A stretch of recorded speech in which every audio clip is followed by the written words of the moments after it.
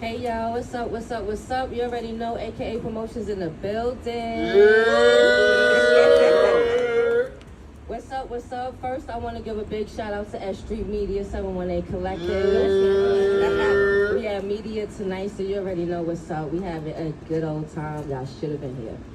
All right, so y'all already know, if y'all been watching my podcast, y'all know how I start my show, so it's no different tonight. We are going to let the first guest introduce himself. I go by the name Royale with Cheese. You can find me on Instagram, JC Bahabanti. You heard? All right, okay. I'm from the Bronx, New York.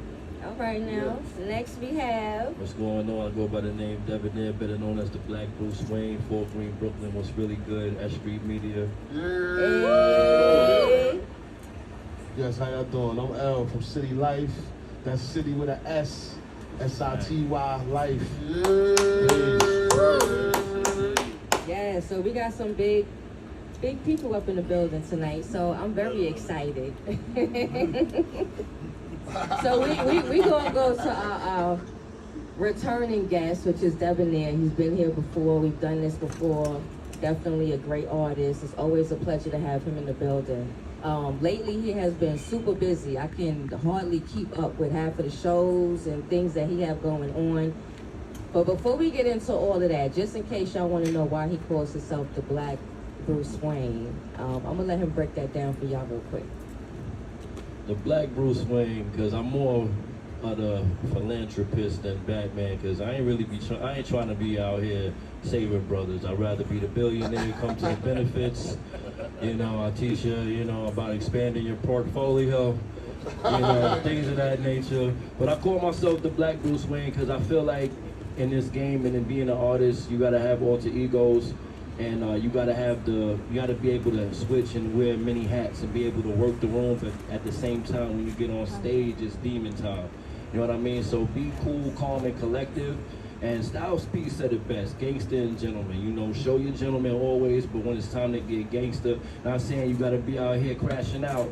Just protect your energy, protect your people, and just know how to move when it comes to your brand. Well said, well said. All right, so we're going to go to one of our newcomers that we have in the building tonight. And we're going to let him talk about himself a little bit. First of all, tell us where you're from. I still live across the street from the hospital I was born in, Bronx up and on. Yes.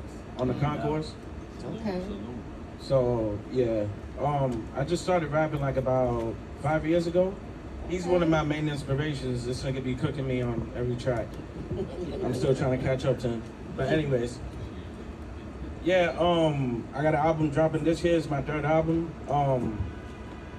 I tend to do music and like not promote the shit, but this time I'm doing something different. I'm gonna be serious about this shit this time. So Y'all gonna hear watch out for the kid. You heard?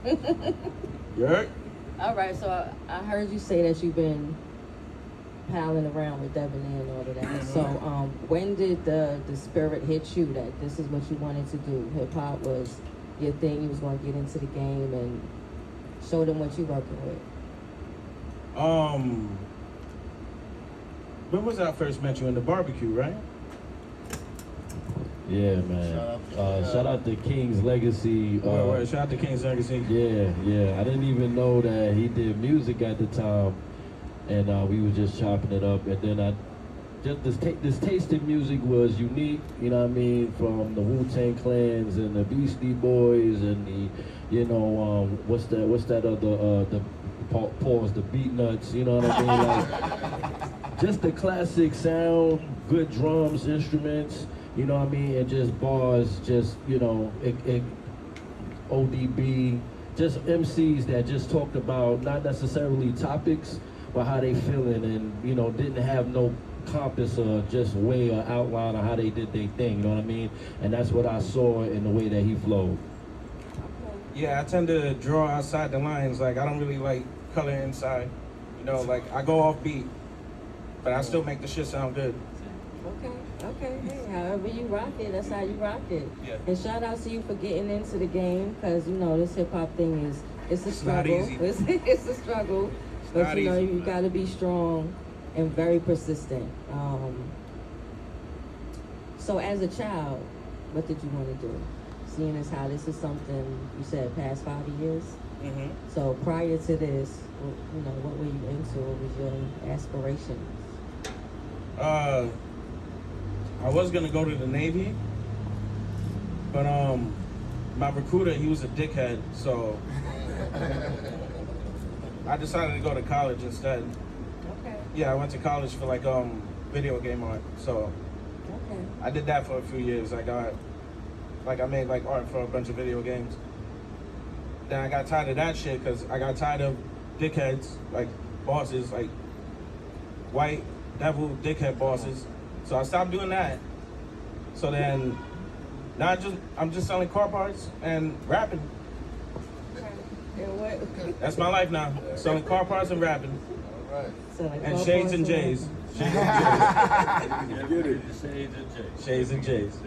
But since you've been in this and doing your music and everything, what have been some of your good experience with it? Doing shows, seeing people bopping their heads when I'm rapping, so it tells me I'm doing something right. Okay. So, yeah, And what have your bad experience been so far? Waiting for like 10 motherfuckers to go on before I do. I hate that shit. That's like, Bro, Don't do that shit. the 20 plus artists in the showcase, never again. But anyways, yeah, that. Okay, how do you see, speaking of showcases, how do you feel about showcases? Do you feel like you're above that at this point, or are you still eager Nah. to join them because you never know what can happen from it? Listen, I mean, showcases are not going to be beneath you unless you're on the billboard, so. I mean, Okay. Definitely got the right frame of mind and everything. We're going to get back to you, but thank you. you're welcome. All right, we're going to skip Debonair real quick. We're going to go straight to Sin City. City life. City Life, OMG.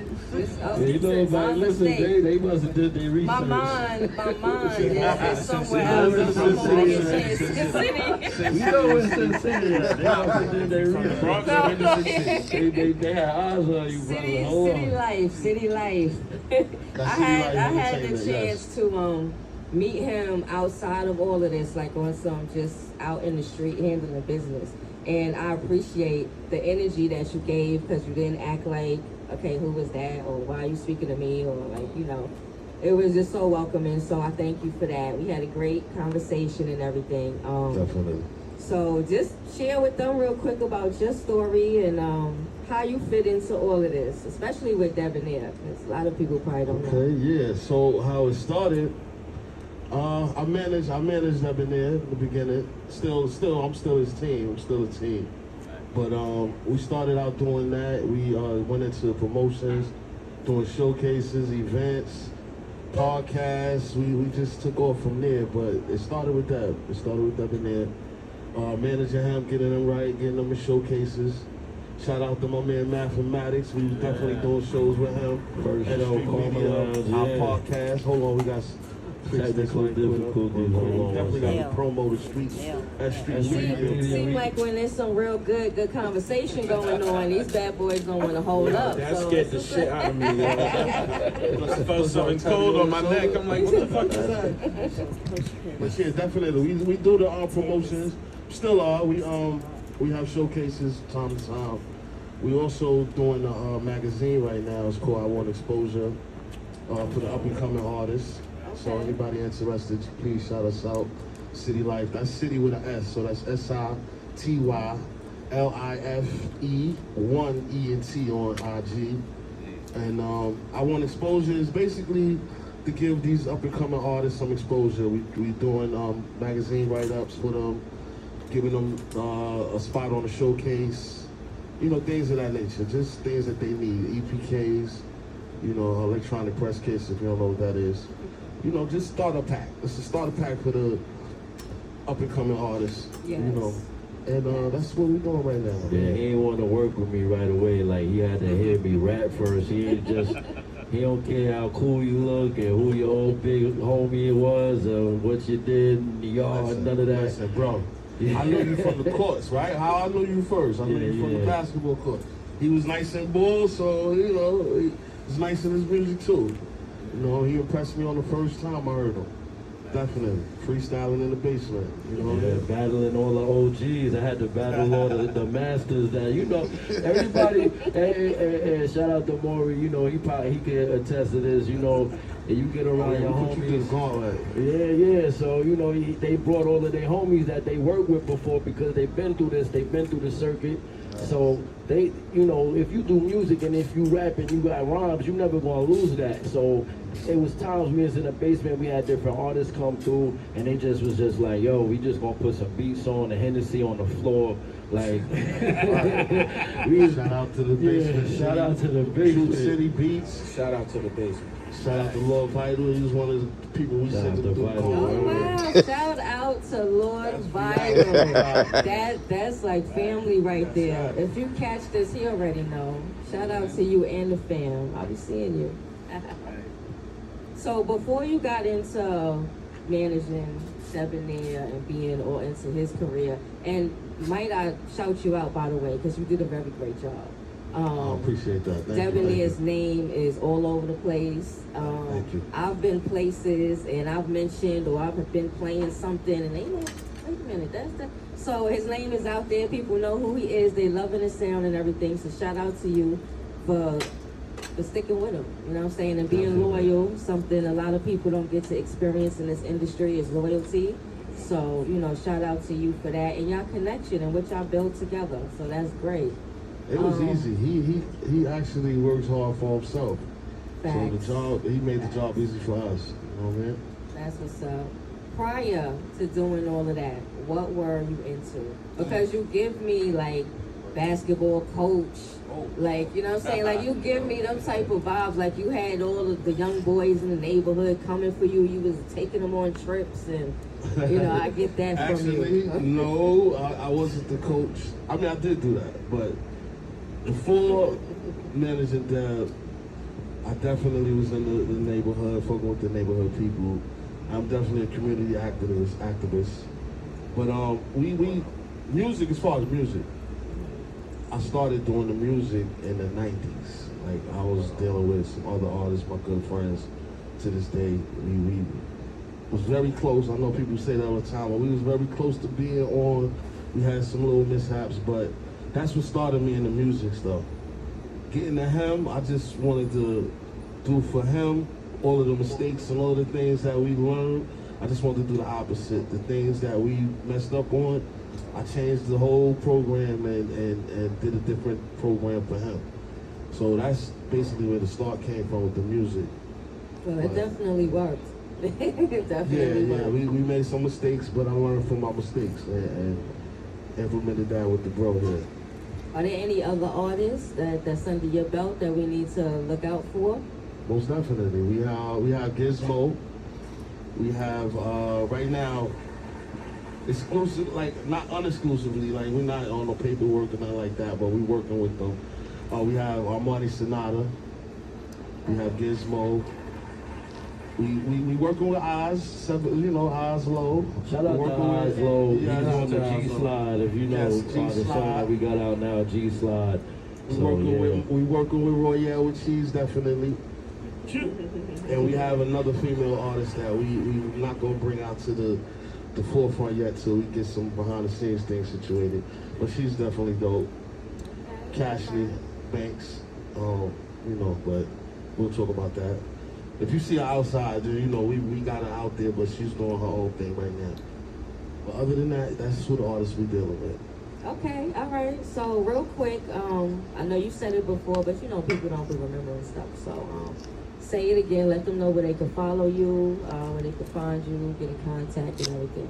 Okay, on the gram we on City Life 1ENT. That's City with a S, SITY Life 1ENT on the gram. We do have the I Want Exposure website. I'll be posting that, so when you see it on the IG, you can just go through there to get to the website and everything. Thank you, thank you, thank you. It was definitely a treat to have it. I didn't even know any of you guys was popping up. So yeah, definitely glad that y'all came through. Y'all always representing. So shout out to y'all. Now, because this is going to be a long conversation, so we're going to let Mr. Black Bruce Wayne. We gonna go from the beginning with him. So basically, we gonna start off from right before he really got into this music game. What was going on in your life? What inspired you to even get into this? I used to freestyle and rap amongst my fam, and a few times I had won some contests just freestyling at parties, just won a few dollars, and then my cousin was just like, yo, you need to stop playing and get in the studio. And then I actually went to with him and one of his homeboys to shoot a video, and I got to see the experience. The dude was just super trash, just garbage juice, and I just didn't understand. Yeah, nah, he was just like, you know what I mean? And he's talking super crazy tough, and just when the cameras wasn't showing, it was just very proper gentleman's, talk. And I was just like, yo, you talk that gangster, where you from and all of that. And he was like, I'm from Hartford. I just moved over here, and not taking nothing away from that, but it's like you would have thought he lived on that block his whole life, and it's just he was not the representation. I just felt like we need more MCs and more genuine people that are cut from the mud to really spread that message. And I just love, I can't jump and dunk and play ball no more. I needed something competitive to do, and it's just feeding my life source. So I just went full steam ahead. Once I got with my cousin, hit the studio a few times, and you hear yourself, and you like, yo, I'm fine. It's all right. You keep going from there. Did you ever think about playing ball professionally? I really tried the best I could, man. My mom's worked all the time. It was just me, and then I had 18,000 responsibilities. So it was like, I was taking grandma to dialysis. I was taking care of the crib. I had a little brother. I had to pick him up. You know what I'm saying? I had an uncle I had to look at. Like, it was the where I got my love from is the tournaments. I played in the streets, the hustlers, getting props from niggas. If you from that, you already know what that is. You know what I'm saying? So I got my bones being a street legend in my hood. I'm cool with that. I tried my best. I went to play, I played against Marbury at BMCC. Shout out to Marbury, dude was super strong, bro. I thought, shout out to Coach Gene Carroll. He was the coach at the time, and he had invited me to play against him and his brother in some full courts. Yeah, Zach Marbury as well as younger brother, and I really got to see what it was. Once you get like cooked really good, like. That's why I don't understand why certain niggas keep rapping. Like, once you go play certain places and you see what it is, you gotta go back to the lab and kind of, get to the Bunsen burners and kind of reconstruct some things, man. You keep coming outside with the same product and don't understand why nothing moving. So I really tried to challenge myself, and once I got cooked by the Marburys and unknown niggas from overseas, I was like, I'm gonna go over here. That was it. Let me stick to something. You go to something else now. I'm with you. Well, you made the right choice. So, how is relationships? And I know you have children, boys. I have one son and one daughter. My daughter's 13. My son is 7. And as far as relationships, my baby moms is cool, man. They don't bother me. Yo, I do what I'm supposed to do. And then, respectfully, I'm gonna just say this. Respectfully, I haven't seen their cheeks since the kids was born. So that's the thing. Niggas be having problems because they revisit the cheeks. You gotta leave it alone. you in the crib, you got your feet up, socks showing, she thinking you back home. That's what it is, you know what I mean? You gotta chill. I come through, what's up, what's going on? If there's a dude around, a new guy, I meet the dude, I'm around. Don't worry about the discipline, I'll do that. If she do something, if my daughter do anything and you really absolutely can't reach her mother, here's my number. If I know they serious, I don't have no issues, you know what I mean? As far as like relationships personal to myself, I really had stepped away and just focused on the music for a while. You know what I mean? I have been talking to somebody special, you know what I mean? But I like to keep that. You got to keep your peace, you know what I'm saying? Definitely. And when you out here knowing that I got a brand and a name that I'm trying to hold up to the light, I make sure I move a certain way so that way that individual don't look crazy. and I don't look crazy, and then my brand continues to flourish. So, you know, it's God, family, my pen, and then the queen. You got to keep them, you know, you got to hold them at a certain light on a pedestal and away from all the madness. I love the way you just worded that. I love it because all of that is so true. Definitely have to know when to separate and keep things where it needs to be. So that's great. Shout out to that special one. All right, so we're going to jump to now. I just seen that you did something with Bake Man Global. Hey. So I want you to break that down real quick and let us know what that project was about, because I'm very intrigued on that. How did y'all get together? How did y'all even I've known Big Man since we grew up together, actually. Okay. And then reconnected at Karma Lounge when I first started with S Street. Started with mathematics, man. My first show, Trife Boss, was on the stage and he was telling niggas to shut the fuck up in the back. I'm like, yo, this is real. They had the circle going on at the time. Shout out to Hirsch. Like, it was, yo, I just came in, pause, at a great time. Like, everybody was working on the craft and getting to it, and it's funny that I reconnected with Bay because we played hoops in Emerson Park right over there by Lafayette Gardens in Brooklyn, and he going down player, but he's nasty. I used to hate playing defense, bro. That nigga's jump shot is fucking stupid. I was like, come on, there you be calm. He don't say nothing. Same faces he be making at the shows. Headphones, not talking to nobody. That's how he was on the court. You know what I'm saying? So, coming in and seeing him translate that into rap, it was like, oh, he's nasty with the bars too. You know what I mean? And I had to say, yo, you know what?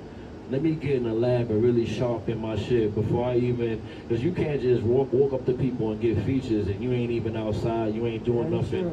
So I said, let me build my catalog up, get outside, really work hard on what I got going on, and so when we come together, it really makes sense, other than, who's this dude with Big Man, you know what I'm saying? Indeed. Okay, so the chemistry was there. So that It's wasn't bars, even... Listen, I play it for my boys, of course. They go, oh, he smoked you. What was that? Luau Cinderline. He said something. It's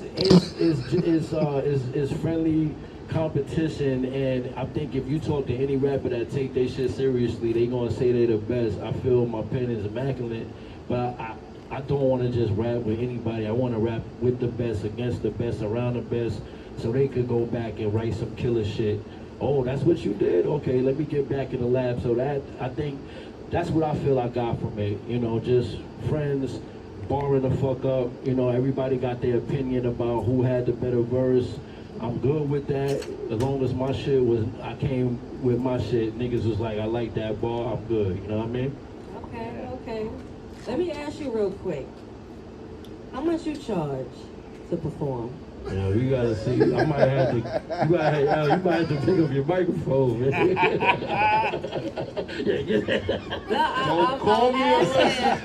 I'm asking because there's a lot of people that are on that type of time right now. I guess they feel like they've been doing a lot of stuff for free. You know what I'm saying? And so now they putting a price to everything. Right. So I was just curious to know what your price is. It's gotta make sense. It just gotta make sense. If you can bring people out, charge, yes. If you just coming with like 10 heads, and you trying to slide out after 3 performances, you charging, you gotta stay there the whole day. You better be signing autographs, you better be packing the venue out. It's gotta make sense to me. Like, I'm gonna keep it 100. Like, I get a lot of bread outside of New York. When I went to Denver, I went to Texas. Like, you gotta leave New York.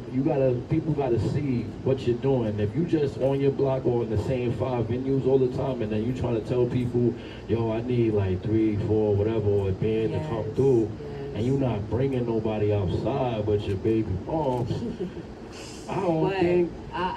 A podcast that we had on earlier with Miss Knockout on there she said the exact same thing. You gotta look outside of your circle. Strangers are gonna be the ones that really support you before the people that you actually know, and that's the sad truth. That's the sad truth. But and especially when you go out of town, you leave New York and go to Florida, go to Denver, go to Philly, go to all these other places. People embrace you different also, and that's another reason why it's good to just get out there and experience different people and nationalities and cultures, because how they embrace you sometimes can be shocking to you, because it's something excuse me, that a lot of times we don't see in New York. Everybody's so hard, and you know, we gotta be a certain way just because we live out here in the city. So, you know, a lot of the love and genuine love and support that you will get will be from strangers, and a lot of times will be when you're out of town. How much do you like going out of town, and how different is the love that you get from? Let me tell you something. I was in Denver, Colorado. I stayed for some extra days. I was in Cali. Oh damn, I can't. Man, it was, both of those trips was really good. I think the Cali one was nice because I got to perform with Love and Hip Hop and meet some celebrities, and I was with in a VIP. So, you know, once you living in those experiences, it's like surreal. You know, I was staying in the Hollywood Hills, and they had like a fingerprint. You had to use your fingerprint to get in the. In a joint, I was like, hold on, I was just outside, just make sure. You know what I mean? So it's I think to broaden your horizons and get that feel of I'm really doing other things, you know. And you spoke on people not supporting. I mean, we all come from the same place, so they're not gonna see you past. You know what I mean? The jungle you can't get above me. Yeah, you can't get above me. Yeah. I saw you kiss Shorty in the 6th grade. You the same dude. That big girl that you ain't wanted nobody to see. Now everybody look. They don't wanna see you elevate. You know what I mean? And that's the thing. And then when you come back around, it's like it's a hard pill to swallow for some. Yes. They still in the I same always space. say I had the most friends when I was messed up. When I ain't had no money, no job, when everything was just looking bleak and just terrible, and you know, I'm going through all type of emotional turmoil. That's when I had the most friends. That's when I could call somebody and be like, yo, I want to go out. And it was always somebody that's like, all right, come on, I got you. We out, we doing this, we doing that. The minute I started my podcast, as soon as I started my promotion company, because that's before the podcast, how many of them people, at least, as I'm not asking for much, at least say congratulations, or way to go, or that's what's up, or keep it going, anything positive, not one word. So that's why it's just, you know, another reason why you gotta venture out and do your own thing, and don't be so stuck on having an entourage. Don't be so stuck on it being a crowd and a bunch of people around you, because that's not real. That's not real. 9 times out of 10, it's not real. I'm not saying everybody. Some people have some loyal, you know, people behind them, but that's very rare. You know, be comfortable in your own skin. Go out to these places, talk to these people, get to know what's going on, and you know, put your name out there in other places. It definitely helps and it matters. So I'm gonna throw this to you because you're a little too quiet over there. Well, what's your price? You didn't ask me anything. I'm asking now though. I got you. What's your price? Or you still on the, you just doing it just to get your name out? It's not really so much about being paid just yet. Yeah, basically. Okay. That's it. I mean, if somebody want to throw me some bread, I ain't gonna say no. I was waiting, so I'm like, wait now, no, you ain't gonna serve. They was like, I was about to give you 500, but now mom, he don't want that. Whatever you think is right. Okay, all right. What do you think your talent is worth though, right now, where you are in it right now? If you had to put a price on it, what do you think it's worth? It's worth a lot more than half of these bum ass motherfuckers rapping on here. Okay. Shades of J. No. Honestly speaking, there's some showcases I've been to, and I'm like waiting, like 12 people, and it's like they all trash. It's like not one trash. I'm like, damn. So I gotta be worth more than that. We're live. I know we're live. No, I'm not. Listen, I mean, that's his feelings. That's I'm on how your he team. I'm on your that's how he team. I feel like the about it. spicy It's all right. talk. Just saying. I love the spicy talk, man. Let them know. Okay. Are you down to do freestyles? Or are you about that life, or are you? Yeah, let's do it. Nah, you don't say nothing. I'm You not look saying like you nothing. ready. Hold on, you ready right there. I love that answer. Alright now.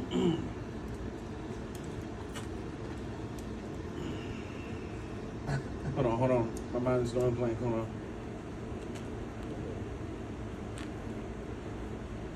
Let me switch the flows up like the Niles of the river. While the ladies of the kid, I don't know, go figure. Funky ballin' brother when I need to squeeze the trigger. A lost cause, I still feel like a winner. Squeeze the oranges until I start feeling bigger. She got the head game until I start feeling bigger. Turned her over, she ain't want me to bother. Laid the pipe down until the break of manana. All the ladies call me Big Papa, Big Poppy. Take your lady to the swap meet. Sell her for a nickel, I train her for a dime piece. Alright now, alright. You heard? Woo. I wasn't sure. He Go ahead, had that Shaq. look like he had some more. I Go ahead, didn't Shaq. know. Alright. Throwing it to me. Go ahead, Shaq. So I'm trying to find a Sade in a world full of sexy reds. On a keto diet, but every day she touching bread. Shorty love to gamble. Only way she talking spread. Gamer chick, play Call of Duty. Watch The Walking Dead. Her girl get a bag, work from home but never leave the bed. Used to hustle hard, then it got hot. Now it's only fans. Used to love hard, then that stopped. Now it's only fans. Her favorite line, niggas ain't shit. I take the cash instead. I was fly, but then my jet blue. That went over your head. Once the money slow up, the call slow up, and you left her dead. 2 warning shots out the revolver.